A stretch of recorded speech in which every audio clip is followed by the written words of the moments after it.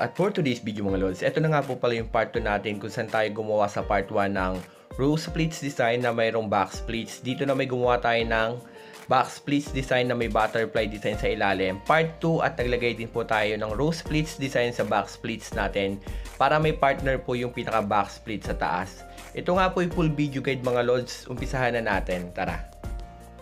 At dito nga sa back splits mga lods, ang gagawin lang natin, ipofold lang natin siya ng maliliit at gagawa lang po tayo ng butterfly design. Dito is tutusukin nyo siya pataas, tapos ipofold nyo pa ilalim, tapos lock. Kung hindi po kayo marunong mag-fold ng ganito, mayroon na po akong video tutorial nito sa long form video rin po mga idol yan. Sa ganito nga design mga lods, pwede po kayo maggawa ng alternate. Dito nga is gagawin natin is alternate na back splits mga lods. Dito nga sa ganitong design mga idol, pwede nyo pong ilagay yung butterfly design sa medyo mataas sa gitna or medyo mababa. Depende po sa inyo kung saan nyo gusto ipwesto. Yung sa atin nga ay medyo gitna lang natin ipinwesto to mga lods. Sa ganito nga back splits design mga lods na ginagawa natin, pwede rin po na magkakatabi yung pinaka butterfly design. Pwede po pa letter B shape mga idol. Depende po sa style na pwede nyo gawin. Pwede rin po siya ng pamula taas at dire-diretso siya pababa. Bali ito na siya mga lods yung ating row splits design na may back splits design na combination siya ng butterfly design sa ilalim. Ito nga po pala yung isang simple pa ring design kasi kagaya na sabi ko part 2 nga po pala ito. Sa part 2 na to mga lods, dito ang una nating design is meron tayong butterfly design. Ang pangalawa naman natin gagawin is lalagyan naman natin siya ng row splits design sa taas. Dito mga lods, susunsunin nyo lang or susundan nyo lang po yung pinaka back splits. Fold nyo lang siya sa bandang gilid, yan. After nyo ma-fold hanggang taas, ganun din siya Pilipin, tusukin nyo siya sama-sama pataas tapos ipo-fold nyo siya pa ilalim. Tapos, ipipin nyo na siya mga idol yan. Kung nahihirapan po kayong gumawa ng row splits design kagaya nito, mag-upload po ako ng video tutorial ng mas mabagal. After nyan, dito space kayo isang dangkal or mga 6 inches. Sundan nyo lang po ulit yung pinaka guhit ng back splits. Tapos, tusukin nyo siya pataas, tapos fold pa ilalim. Yan. Bali, magkakaroon na kayo ng pattern kasi may guhit po yung back splits. Yun lang po yung susundan nyo. Yung pinaka guhit na yan, ganyan. Dire-diretso lang po tayo magpipin sa back splits hanggang makarating po tayo sa dulo. Yan.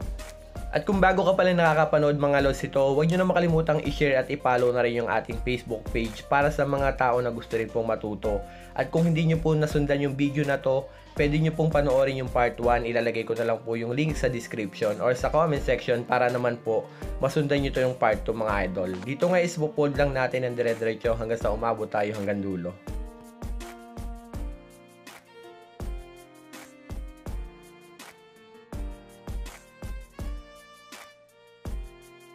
At ito na nga po pala yung ating may row splits design na green din sa ilalim. After nyo mabuo mga lods, dito ibubukahin lang natin siya ng bahagya. Yan, hatak-hatakin lang natin siya ng konti para bumuka at magkaroon din siya ng crumpled design mga idol. Sa ganito nga design mga lods, ang tela ko pong ginamit dito is nasa 7 yards po para sa back splits. Ang tela ko naman po sa yellow is nasa 7 yards to 8 yards. Depende po sa haba ng table na gagamitin nyo. Ang table po natin dito is 2 meters. Tapos ang cloth po natin na fabric na ginagamit is Gina Silk or Alpha Gina mga idol. Yan.